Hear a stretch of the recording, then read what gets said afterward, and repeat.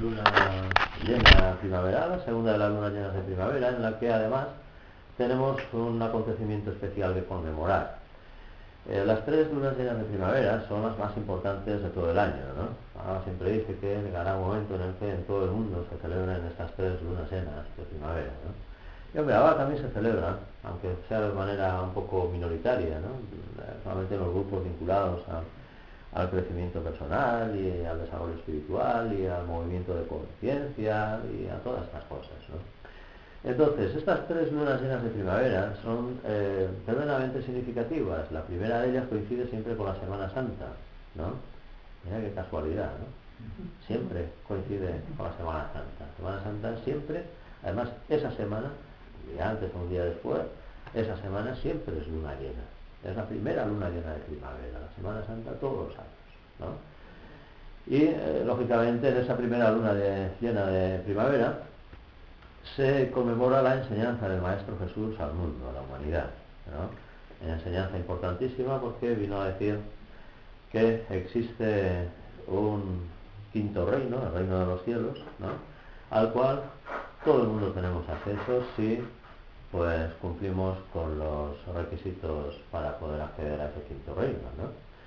Y eso es a lo que vino a mostrar a la humanidad el Maestro Jesús, la existencia del reino de los cielos y el camino para alcanzar ese quinto reino, el reino de los devas o el reino de los cielos, ¿no? Ese fue el mensaje del Maestro Jesús. El camino que él nos enseñó fue el camino del amor, tener en cuenta a los demás tanto como a uno mismo. Un camino del amor que no tiene nada que ver con un sentimiento o con una emoción, sino que tiene que ver con el conocimiento de la verdad. Solo a través del conocimiento de la verdad podemos amar. Malava dice muchas veces que solo los sabios pueden amar. Cuando hablamos de este amor que da acceso al quinto reino, hablamos del amor con mayúsculas, el amor incondicional. No el amor o la actitud amorosa o el sentimiento amoroso que usamos los humanos pues, para querernos o para otras cosas, ¿no? Que a veces ni siquiera es querer, ¿no? Son intereses peculiares, son intercambios de servicios o vete a saber qué, ¿no? Porque cada uno estas cosas las vive de la manera que sea, ¿no? Nada, entonces la comida y yo pego los platos, ¿no? De ese tipo de cosas, ¿no?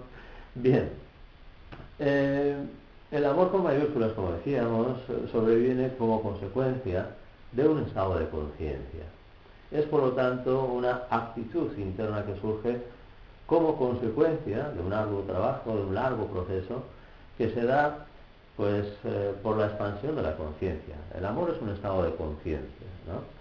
Y ese estado de conciencia que da lugar al amor solamente se da cuando hay conocimiento de la verdad, cuando nuestra conciencia es capaz de distinguir la verdad de la no verdad, aquello que es real, que es imperecedero, que existe por sí mismo, y diferenciar eso de todo lo demás, aquello que tiene una existencia limitada, que es perecedero, aquello que aparece y desaparece, que está y deja de estar, etc. Entonces esa diferenciación o esa discriminación es el conocimiento de la verdad. Eso es lo que en los textos que hablan de estas cosas se denomina el discernimiento átmico, que ayer Malava en la charla que nos dio en la Escuela de Pontevedra pues también hacía referencia a esto, ¿no? Y es la piedra de toque, es la prueba del algodón del yoga, ¿no? Si lo que hacemos, las técnicas de yoga que utilizamos, nos van acercando poco a poco a ese discernimiento átmico, sí, efectivamente estamos haciendo yoga. Porque el yoga consiste en eso precisamente, en conquistar ese discernimiento átmico, que es, insisto, un estado de conciencia. Por eso siempre decimos que el yoga es una experiencia de conciencia. El yoga no es estar muy flexible o relajarse mucho, ¿no? El yoga es alcanzar cierto nivel de conciencia. Entonces, si lo que estás haciendo va moviendo la conciencia y te va llevando ahí, efectivamente te vas ganando discernimiento átmico, lo que estás haciendo es yoga, está en el camino del yoga. Si lo que estás haciendo te lleva a otra cosa, pues evidentemente, por muy bueno que sea, por muy bien que te lo pases, o por muy sano que te resulte, ¿no? Pues no es yoga. No digo que sea malo, ni mucho menos, pero no es yoga, ¿eh? Entonces, esto es lo que nos vino a enseñar el Maestro Jesús, ¿no? La existencia del quinto reino como meta, como objetivo, como estado final de realización del ser humano, el acceso a ese quinto reino y el camino a recorrer para poder alcanzar ese quinto reino, ¿eh? Por eso decía, mi reino no es de este mundo, Claro, todo el mundo se dice, ¿qué te va a decir con eso? No, pues eso es lo que quería decir. Bien, pues eso está vinculado con la celebración o con la conmemoración de la primera luna llena de primavera, ¿no?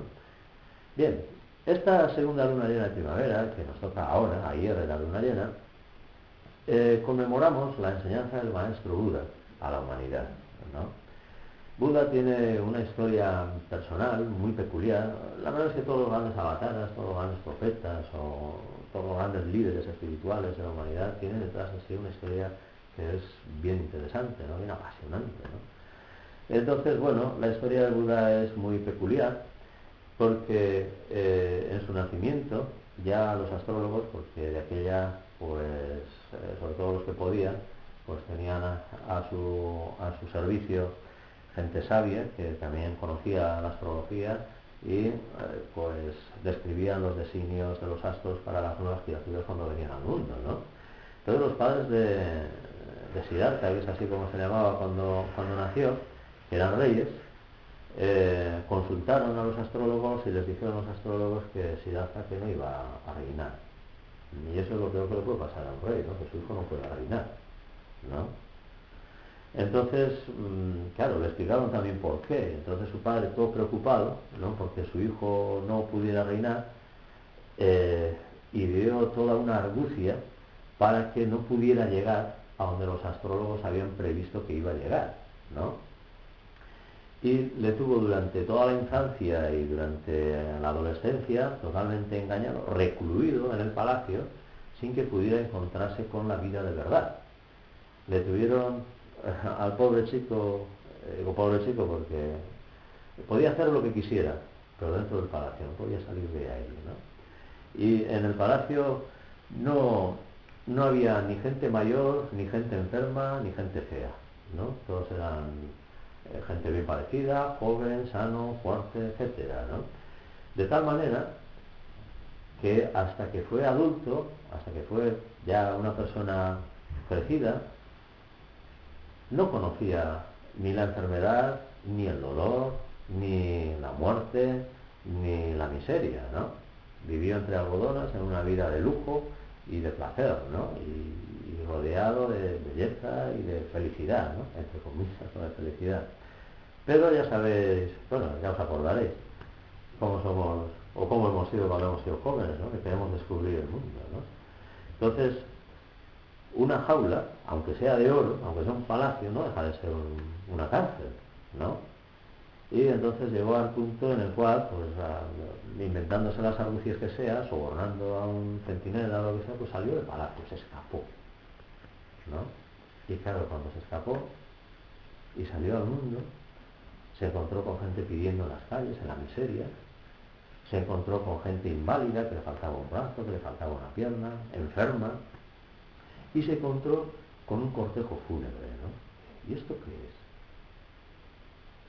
Un entierro. Bueno, allí ya sabéis que no se entierra, se incineran a los muertos en la India, ¿no? Era la primera vez que se hizo consciente de la existencia de la miseria, de la enfermedad, del dolor y de la muerte, ¿no? Y le impactó hasta tal punto esta experiencia, este encuentro con el lado oscuro de la vida, por decirlo de alguna manera, que renunció a la vida de palacio, le dijo a su padre, mira, no quiero saber nada de esto, me voy al bosque a meditar. Me voy con los ascetas, con los yogis. ¿No? Entonces se fue del palacio y a punto estuvo de perder la vida en sus austeridades y en su disciplina ascética, ¿no? Se juntó con una panda de yogis raquíticos de estos que andan por ahí, ¿no? Y seguro que habréis visto alguna imagen de Buda con los huesos marcados, ¿no? Que solamente tienen pellejo y huesos, ¿no? Pues esas imágenes corresponden a su época de asceta en el bosque, donde los que querían encontrar la verdad, los que querían alcanzar la iluminación, pues se retiraban a meditar y a encontrar la verdad, ¿no? Pero pasó mucho tiempo ahí y no era capaz de llegar a la iluminación, ¿no? Lo único que hacía era pasar hambre, pasárselo muy mal, estaba a punto de morir. Y en una de esas, porque claro, como como vivían de lo que la gente les daba, ¿no? Ellos no trabajaban ni tenían medios de subsistencia, lo poco que comían, porque pasaban más hambre que Carpanta, iban a los pueblos a pedir comida y se alimentaban de eso, ¿no? Entonces, en uno de esos movimientos, en uno de esos desplazamientos, tenía que cruzar un río, y en la barca para cruzar el río coincidió con unos músicos que también tenían que cruzar el río y aprovecharon el viaje en la barca para ir afinando los instrumentos, ¿no?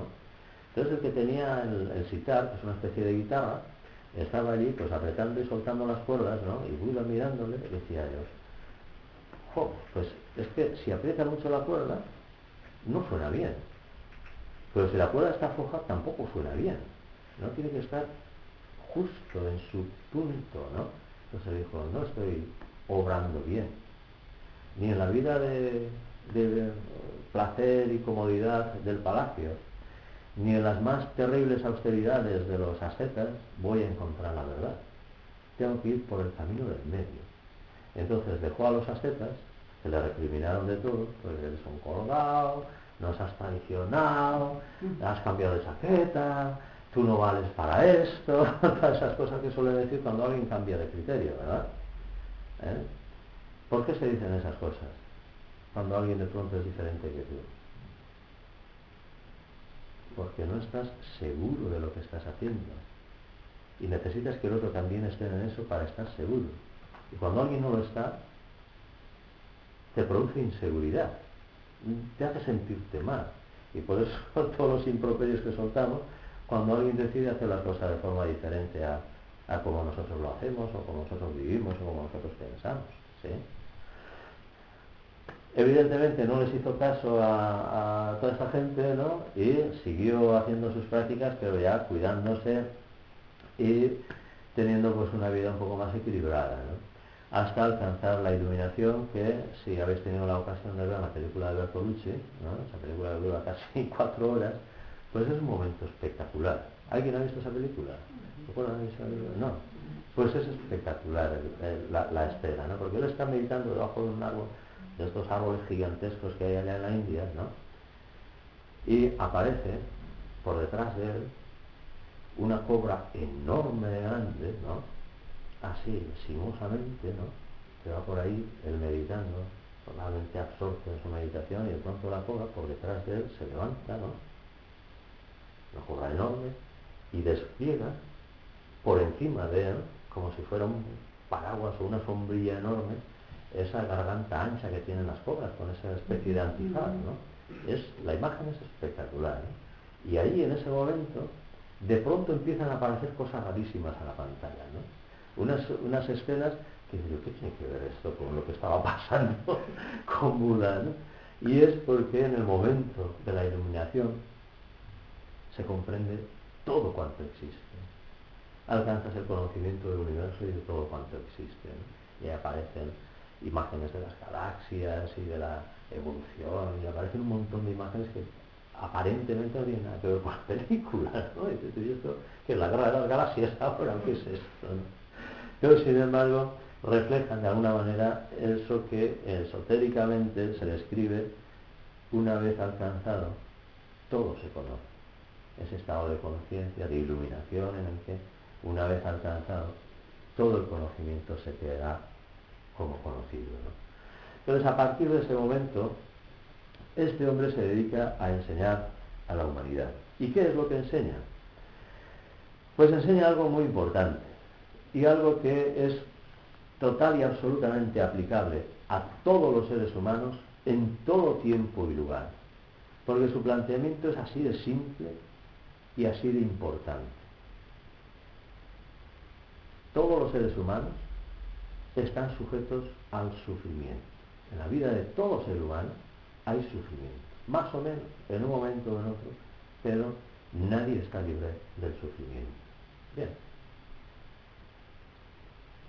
El sufrimiento tiene una causa, y esa causa es el movimiento o el impulso que en nuestra vida produce el movimiento. Ese impulso es el deseo. El deseo es lo que nos mueve de aquí para allá. que nos mueve a buscar experiencias, a tener esto, a hacer aquello, o a escaparnos de no sé qué. El deseo. Esa es la causa del sufrimiento. Entonces, bueno, si el deseo es lo que me sirve para moverme por el mundo, por la vida, y el deseo me conduce al sufrimiento, no tengo más remedio que sufrir toda la vida. Todo el mundo tiene que estar sufriendo. No. El sufrimiento es evitable. Tenemos que desarrollar otro mecanismo en la vida que nos haga movernos y que nos haga tener las experiencias que tengamos que tener, hacer lo que sea que tengamos que hacer, pero que no sea el impulso del deseo.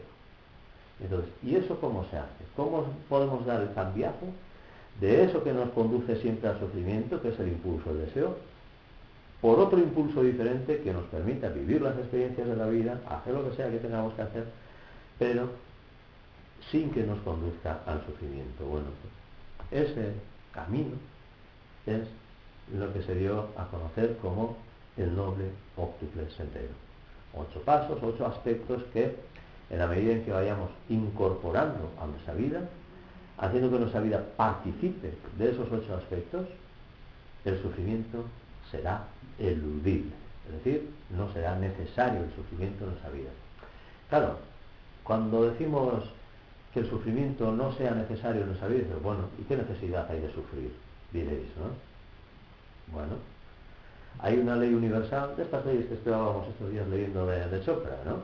Hay una ley universal que dice que todo lo que existe, existe porque es necesario. Si existe sufrimiento, será porque es necesario. Haz que no sea necesario y el sufrimiento desaparecerá. Por esa misma ley de economía, lo que no es necesario desaparece, ¿sí? Entonces, ¿cómo podemos hacer que no sea necesario el sufrimiento? Pues siguiendo el noble óctuple sendero.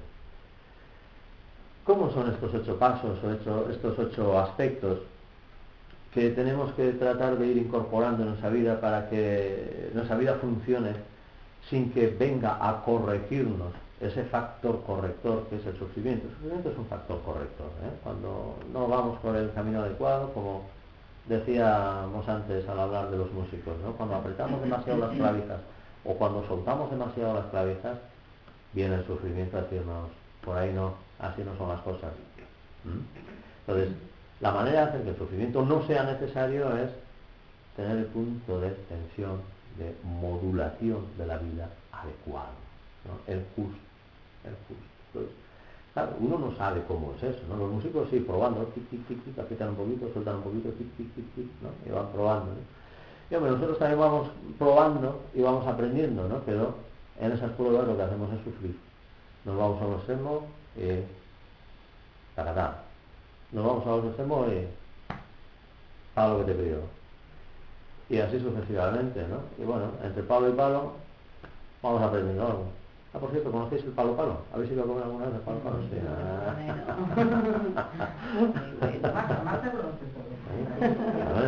Aquí no es profesional de la restauración. Hay que probar. Tienes que hacer a la guía turística, mujer.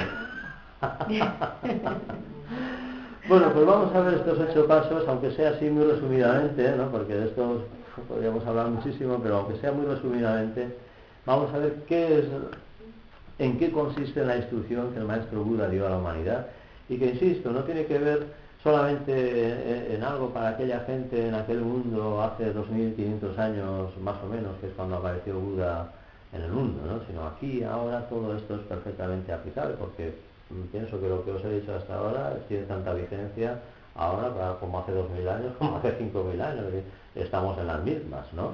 Pienso yo, hemos cambiado mucho en eso. Entonces, primero de los puntos del noble óctuple sendero, el conocimiento correcto. Conocimiento correcto.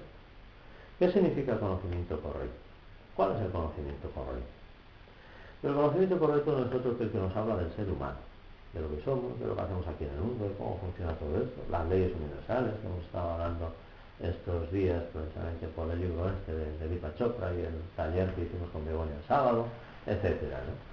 Conocimiento correcto es fundamental para tener claras las referencias de lo que es todo esto, por dónde tenemos que andar, por dónde se mueve esto, qué sentido tienen las cosas, por qué me vienen a mí las cosas que me vienen, por qué estas experiencias que suceden en mi vida, etcétera, ¿no? el conocimiento correcto. Conocimiento correcto. Llenamos la cabeza con demasiadas tonterías. Y el saber sí ocupa lugar. Pero cuando tienes la cabeza ocupada con tonterías, no tienes sitio, ni tiempo, ni enfoque mental para otras cosas. Tu cabeza está ocupada con pajaritos.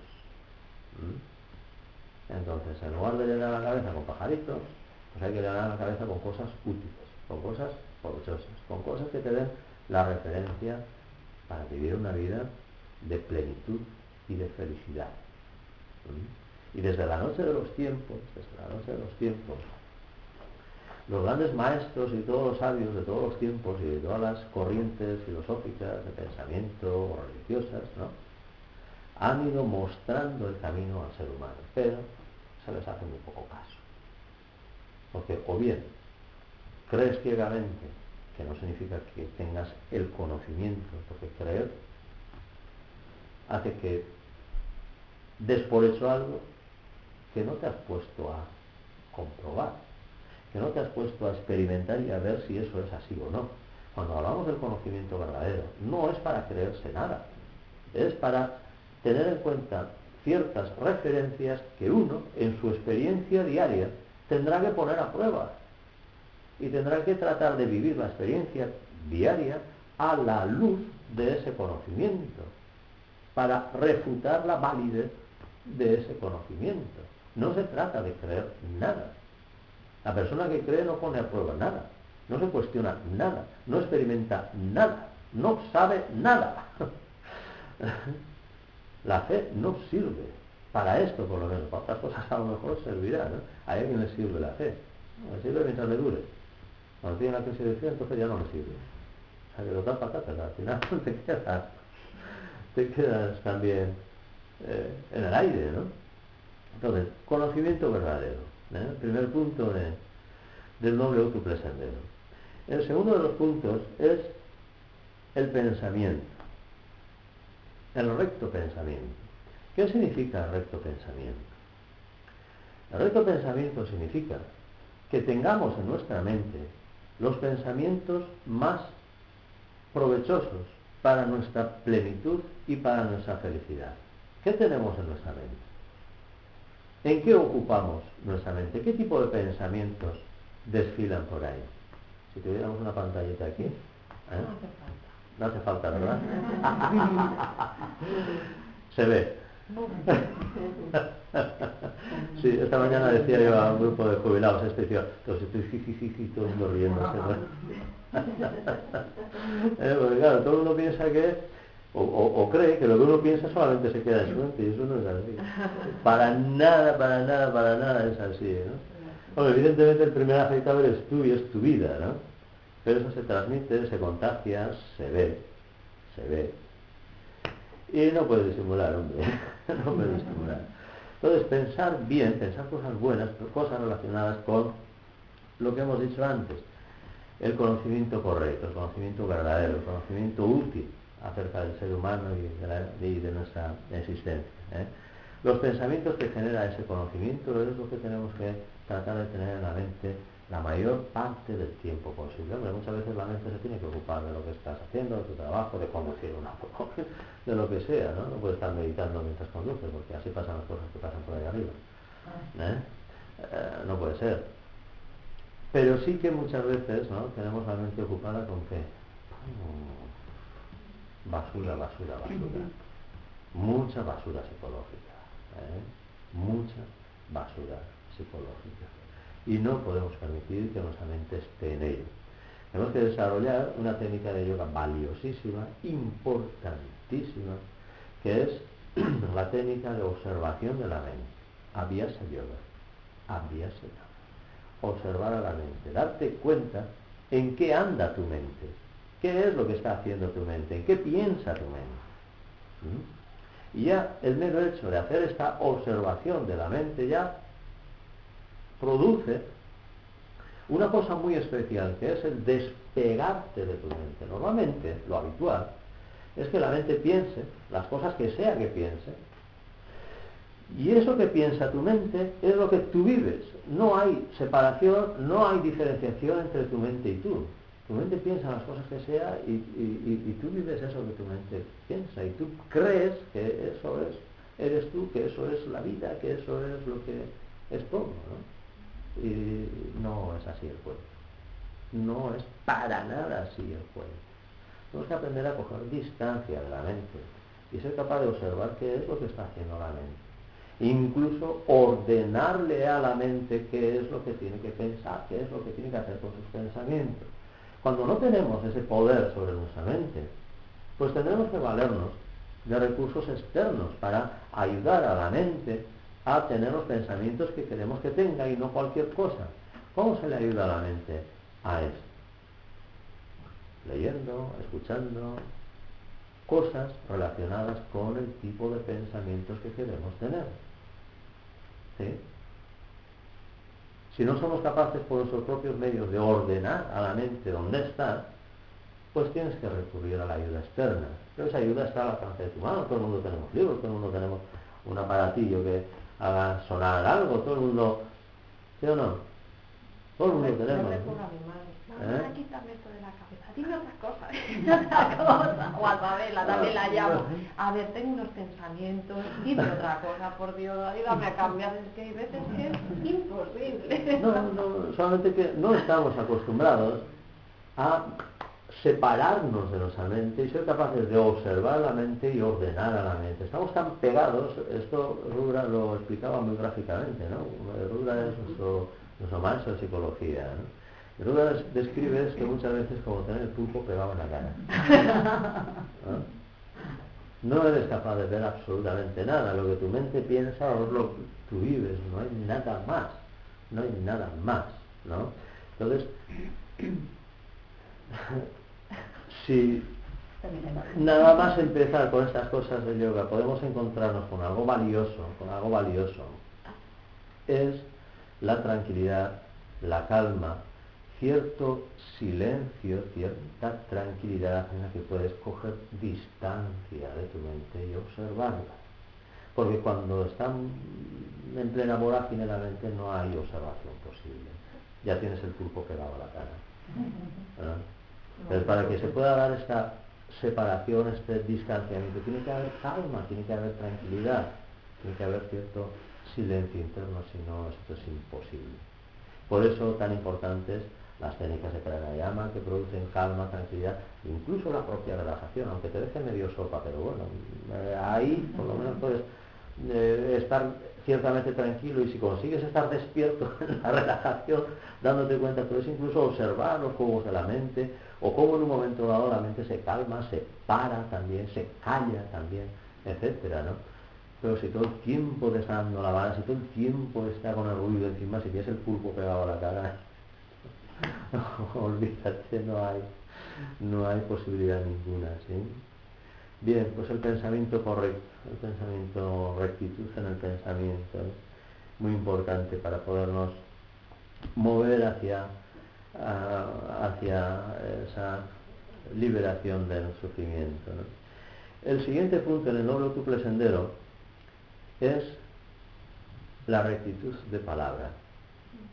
La palabra, el uso de la palabra, es algo muy importante. No somos, en general, no somos suficientemente conscientes del poder que tiene la palabra. No somos conscientes. Incluso hay quien dice que si en algo nos parecemos a Dios, es en el uso de la palabra. Porque el uso de la palabra nos permite ser creadores. Nos permite crear. Fíjate hasta qué punto es importante el poder de la palabra. Es inmenso poder de la palabra, que puedes poner a caminar a paso de pato a cientos de miles de personas. Que puedes vencer al ejército más poderoso del mundo sin disparar un tiro. Que puedes cambiar el mundo solo con el poder de la palabra. Pero no somos conscientes del poder de la palabra. Incluso el Maestro Jesús, creo recordar en los Evangelios, cita en un momento en el que hemos de dar cuenta de nuestras palabras ociosas. Los budistas hablan de que si lo que vas a decir no es útil o agradable, mejor no digas nada. Útil y agradable. ¿Cuánta palabrería inútil? ¿Cuánto chismorreo que no solamente no es útil, sino que encima es desagradable porque nadie se siente bien, nadie se siente a gusto hablando mal o hablando cosas malas de otros, ¿no? Por eso el deporte nacional, ¿no? Bueno, después del fútbol. Bueno, ahora incluso ni después del fútbol, porque ahora ya la he desmatado. Con la frustración de estos días. Bueno, mirad, el uso de la palabra es muy importante, pero está directamente relacionado con el funcionamiento de la mente. Si la mente está ordenada, si la mente está clarita, transparente, bien estructurada, nuestra expresión será clara, será ordenada, y hasta podemos hacer que sea, como hemos dicho antes, útil y agradable. Si nuestra mente está desordenada, para hacerte entender, seguro que conocéis personas a las que no hay manera de entenderlas.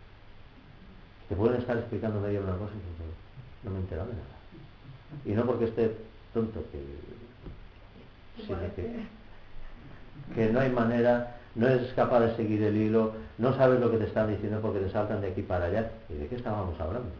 No hay orden, no hay claridad, no hay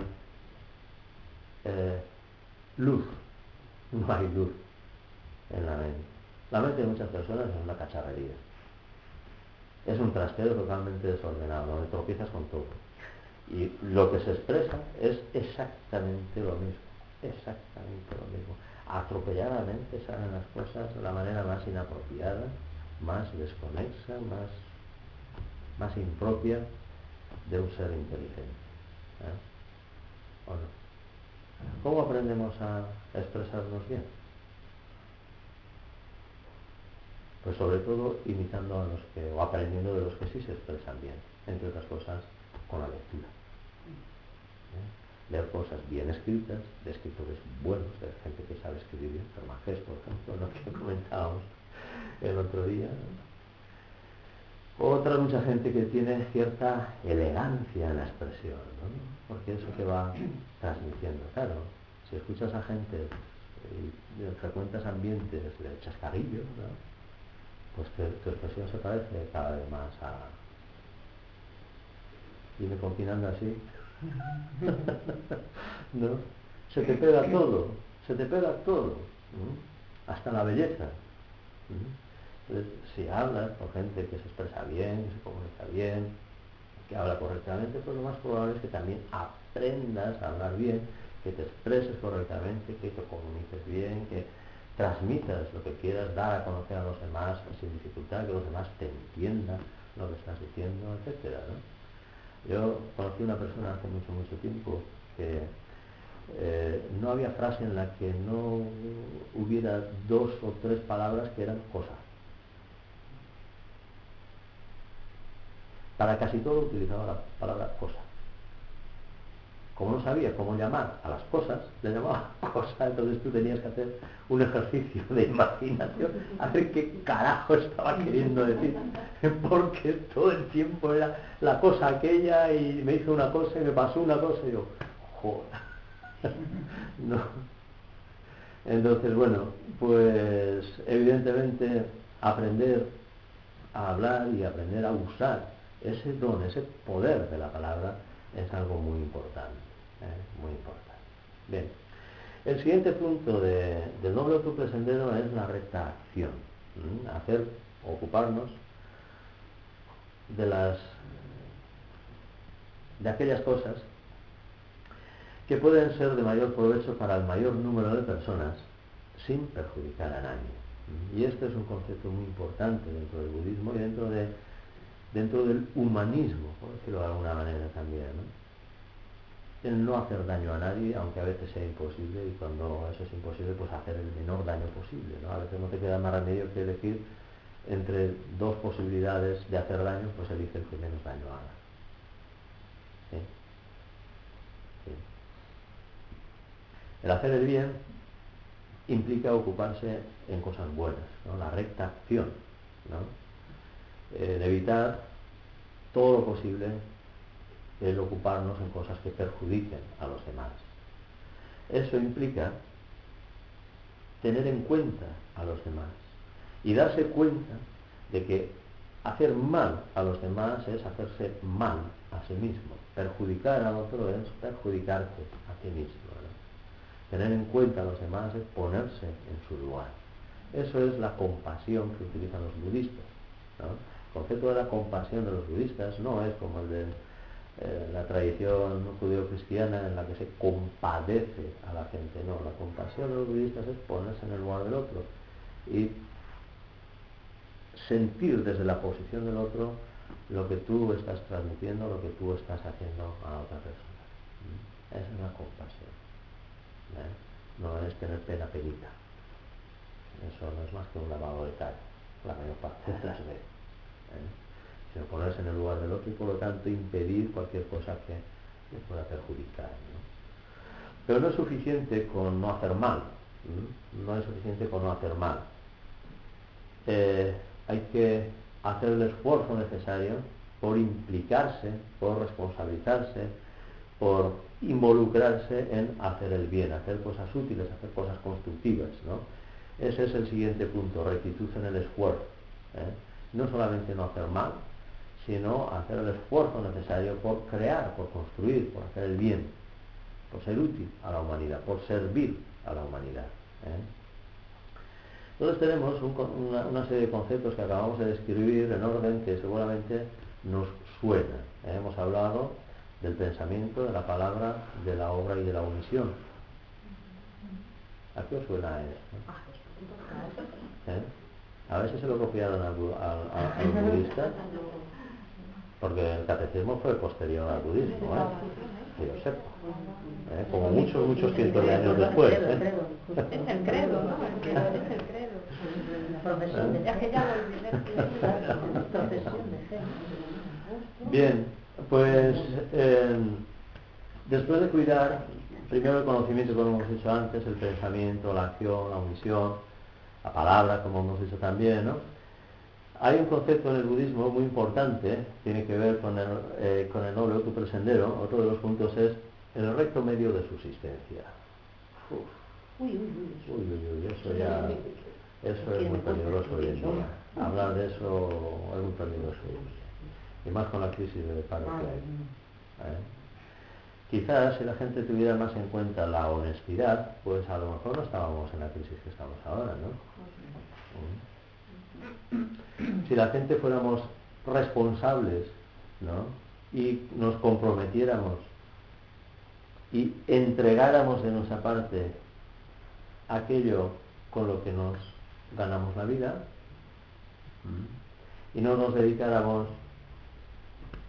como si fuera una olimpiada a escaquearnos lo más posible, a conseguir lo más con lo menos, y a ser posible, si me puedo aprovechar de los demás, mejor, ¿no? Pues no estaríamos en estas, ¿no? ¿Qué os parece? Pero esto no es culpa de no sé quién, ¿no? Sino porque todos estamos y hemos estado en la misma, ¿no? ¿A quiénes admiramos más? Pegatinas de quienes llevan los chavales y los chavalas en las carpetas del instituto. El Che Guevara y de Gandhi y de estos así, como llevamos los que ya tenemos canas. ¿O de quién llevan? De Hannah Montana. y de más fauna, ¿no? por llamarlo amorosamente. Bueno, pues el recto medio de subsistencia, en aquellos tiempos, se hablaba de por lo menos no tener medios de vida en el cual pues se hiciera daño a los demás seres vivos, ¿no? Pero uno, cuando se aprovecha del trabajo de los demás, ya estás haciendo daño a los demás, ¿no? Claro, en aquella época decía no ser carnicero o no vender sustancias tóxicas, alcohol y ese tipo de cosas, ¿no? Se decía eso en la antigüedad, ¿no? Pero ahora, si tú te aprovechas del trabajo de otro, te aprovechas mediante el engaño, el aprovechamiento no honesto, ¿no? Ya estás haciendo daño a los demás, ¿no? ¿Sí? Entonces esto es algo que hoy en día yo pienso que más que nunca además requiere pues revisar papeles y un compromiso personal de ser lo más honesto posible. Es difícil en este mundo de tiburoneo total y de depredación total. E incluso no solamente damos codazos al compañero de trabajo para subir tú más que otro, no, hundimos a una nación especulando y creando libros, ¿no? Es un tiburoneo total, una depredación total sobre todas las cosas, una falta de honestidad y de consideración con el prójimo tremenda, ¿no? Tremenda. Bien, pues el recto medio de subsistencia, ¿no? Hay otro concepto también que produce en mucha gente un sufrimiento gratuito, ¿no? Y cuando hablo de sufrimiento gratuito, es sufrimiento que es perfectamente evitable con un mínimo de cuidado, con un mínimo de atención y un mínimo de estar en ello, ¿no? Y es la memoria, la rectitud de memoria. La rectitud de memoria implica dos cosas. Acordarse de las cosas buenas que hemos vivido con gratitud. No como lo hacemos habitualmente. Es que cuando yo tenía 20 años, entonces, si tuviera 10 años menos, porque ahora ya... Sí que está ligado al recto pensar al final. Sí, pero referido al pasado. Referido al pasado porque hay mucha gente atrapada en un uso fraudulento, iba a decir, perjudicial, dañino de la memoria. Porque o bien nos quejamos de lo bueno perdido, o bien nos lamentamos del mal pasado, trayendo aquí ahora todo aquel mal otra vez. Porque a mí me hicieron, porque a mí me pasó, porque mira cómo estuve, y vuelves a estar tan mal como entonces, cuando ahora no tienes por qué estar mal, porque no estás en aquella situación. Pero el recuerdo de aquella situación tiene que traer aquí el mismo sufrimiento, ¿sí? ¿Sí? Entonces, eso es un error que nos hace sufrir gratuitamente muchas veces, ¿no? Muchas veces. Cuando hemos tenido algo, y ya sabes que, bueno, la vida igual que te trae, te quita, ¿no? Y nos acordamos de haber tenido y nos lamentamos de que ahora no lo tengamos. ¿Qué estamos haciendo? No me estoy refiriendo solo a los jubilados que hablan de la guerra civil. No, me estoy acordando de cuando tienes pareja y dejas de tenerla, de cuando tienes un trabajo y dejas de tenerlo, cuando has estado de vacaciones y vuelves, o cuando has estado sano y no lo has apreciado y estás enfermo. Que nos pasa todos los días. Bueno, todos los días no nos deja la mujer o el marido, pero... pero casi, bueno, o sí. No se dice que hay que conquistar todos los días a tu pareja. Eso quiere decir que todos los días lo has perdido. Si tienes que volver a conquistar, ¿no? ¿No? Pues la recta memoria, el recto uso de la memoria es algo que nos evitaría muchísimo sufrimiento gratuito, sufrimiento que no tendría por qué existir en nuestra vida si usáramos mejor nuestra conexión con el pasado. Con el pasado que puede ser ayer, la semana pasada o hace 40 años. ¿Sí? A mi caso me ayudó mucho la clase del sábado, recordando las leyes de Deepak Chopra, porque el otro día, por ejemplo, yo estaba ahí con un recuerdo de la memoria dando la lata y luego dices, pues voy a usar la ley del diario de escribir. Al tener conocimiento de las leyes dices, bueno, pues posiblemente yo estaba dando y no estaba recibiendo, y eso no va con la ley, no funciona. Entonces dicen, esto fuera que no te viene bien. Claro. Y entonces, bueno, pues cambias un poco, Claro. y luego, porque si no de la otra manera sacas el látigo. Claro. Por eso lo que decíamos al principio, ¿no? El conocimiento correcto, el conocimiento de las cosas que son importantes en la vida, que te dan las referencias, que te dan las directrices de cómo funciona esto, te permite salir de este tipo de situaciones en las que una y otra vez te vamos atascados. E insisto, no hace falta ser un jubilado y acordarse de cuando eras joven, no. Pues acordarte de la semana pasada, pues acordarte de esta mañana, pues acordarte del año pasado. Y estar sufriendo gratuitamente, es decir, sin necesidad de... Bien, pues el último punto del noble tuple sendero no podía ser otro que el que hoy nos va a ocupar. ¿En qué terminan todas estas cosas? En la meditación. Porque la meditación es el crisol donde todo esto se conjuga, se confabula y ¡plas!, da lugar a ese nuevo estado de conciencia en el cual pues es posible lo que hemos dicho antes, ¿no? Ese amor incondicional que da lugar a la sabiduría y que da lugar a la resolución de todos los conflictos y por lo tanto a la dicha, más allá incluso que la felicidad, ¿no? Entonces la meditación es una experiencia interna en la que todas estas cosas que hemos dicho, ¿no? El conocimiento, las experiencias, las referencias, el trabajo interno, todo el proceso de reflexión, de darte cuenta, de reordenamiento de los impulsos internos, etcétera, todo eso se tiene que configurar de nuevo ahí en ese crisol que es la meditación, para dar lugar a esa nueva conciencia en el ser humano que te permita vivir, que te vaya acercando cada vez más a una vida plena y feliz, y por lo tanto que haga innecesaria el sufrimiento, la presencia del sufrimiento en tu vida, porque ya vas por el camino correcto, no tiene que venir nada a corregirte, porque ya vas corrigiendo tus pasos y vas encauzando tu vida correctamente. Esa es la idea del noble tuple sendero. Ya veis que en ningún momento hemos hablado de ningún concepto de la divinidad, ni de creencias, ni de dogmas de ningún tipo, ni de haz esto si no vas a ir al infierno, ¿no? En ningún momento Buda descubrió, es decir, inventó, no inventó nada, de alguna manera en su iluminación tuvo la revelación de este sistema. Lo instituyó especialmente para el mundo asiático, porque aun cuando él era hindú, pues en la India ya estaba el hinduismo, que era predominante, ¿no?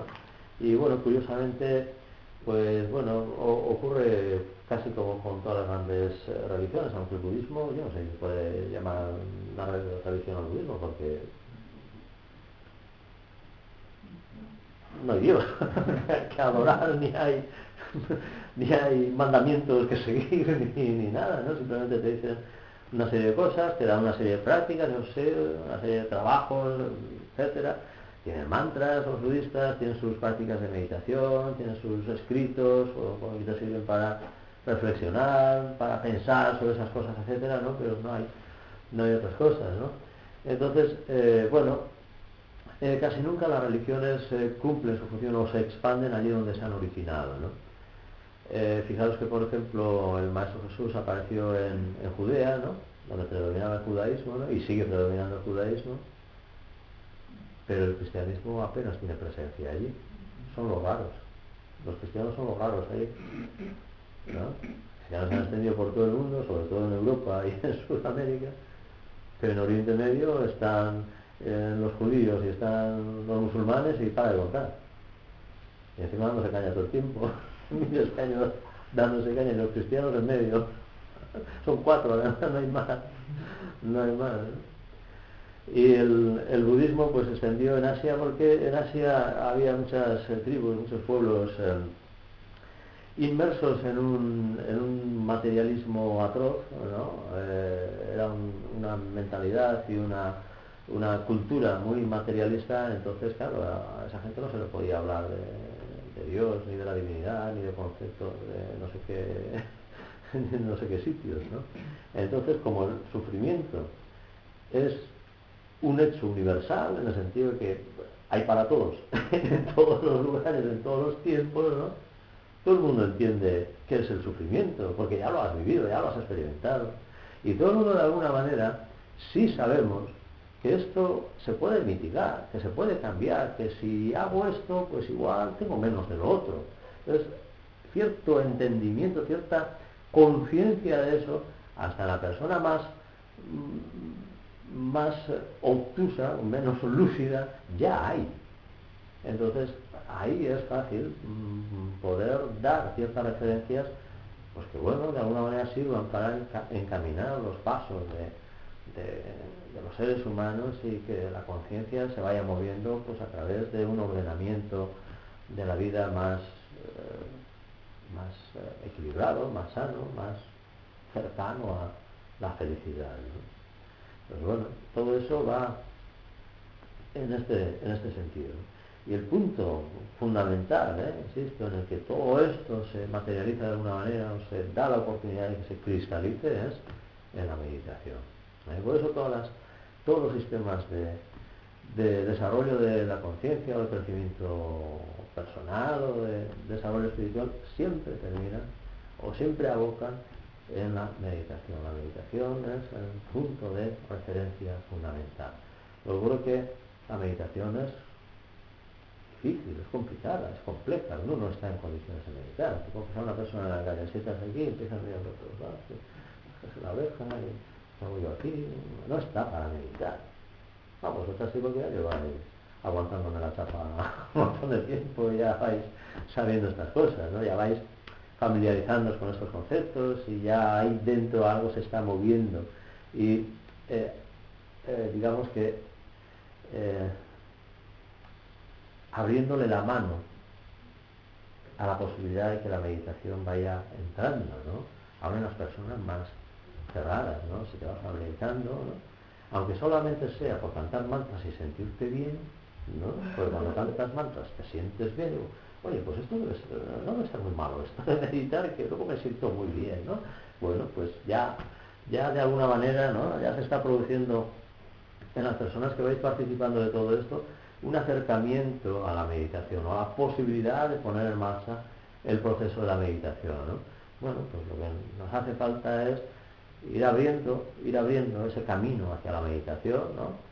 Ir despejando todos los obstáculos hacia la meditación, como Alaba describía muy gráficamente ayer en la charla que dio en Pontevedra, ¿no?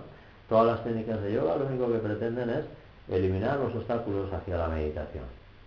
Esa es la única pretensión. Si luego además te duele menos la espalda, o duermes mejor, o tu aparato digestivo funciona mejor, pues estupendo, ¿no? El que te dobles y te estires más fácil o que lo que sea, pues estupendo, ¿no?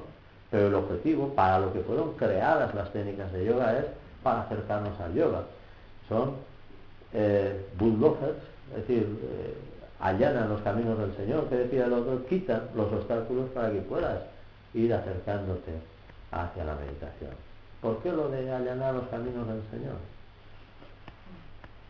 Porque en la meditación a donde vamos es al ser, a nuestro ser. Eso es lo que significa Señor, nuestro ser verdadero, la verdad de nosotros mismos.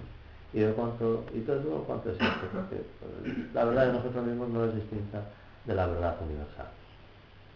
Es la misma verdad en todos. No es mi verdad o tu verdad o la verdad de los americanos, no. La verdad es la verdad, si no, no es tal verdad. Si hay matices, no es verdad. Si hay diferencias, no es verdad. Hemos dicho que la verdad es lo inmutable, ¿no? Aquello que no cambia, aquello que es imperecedero, pues es el mismo para todos, es lo mismo para todos. Entonces, hacia ahí es hacia donde nos dirigimos con toda esta experiencia. Las técnicas de yoga facilitan el camino, abren paso, desbrotan, limpian, quitan los obstáculos y ahí, en ese abrir paso, nos vamos acercando cada vez más a la experiencia de la meditación, a la experiencia de la percepción de la verdad de nosotros mismos y de todo cuanto existe. Eso es el sentido que tiene el yoga y pues nunca mejor conectado todo esto pues con la enseñanza de Buda y con la enseñanza del Maestro Jesús y con la enseñanza de todos estos que siempre citamos cuando hablamos de estas cosas.